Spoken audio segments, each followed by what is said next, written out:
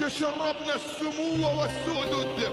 ألا تنشدون كل صباح إخوتي هيا للعلا سعيا؟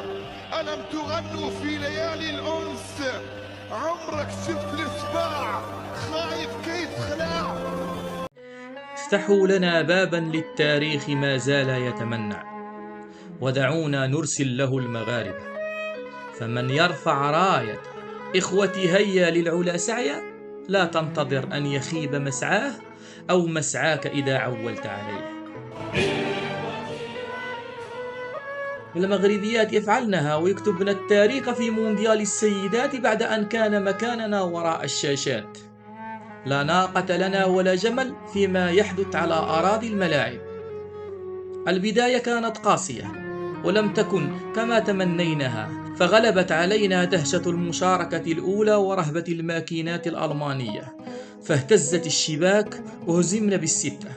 لكن عزيمة المغربيات لم تهزم، وعدنا من بعيد وحققنا الفوز أمام كوريا وبعدها كولومبيا، وبعثنا بالألمانيات نحو برلين في أول طائرة. ورحلة المغربيات بأستراليا ونيوزيلندا ما زالت مستمرة، رحلة كتبنا بها التاريخ العربي باسم مغربي وبأجمل طريقة.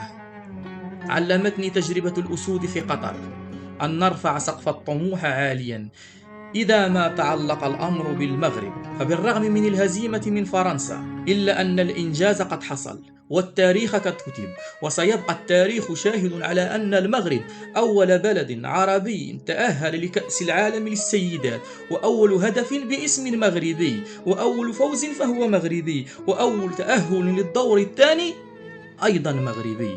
شكرا لكم، وفيتن وكفيتن، وسيبقى المغرب والمغاربة والعرب فخورون بكم.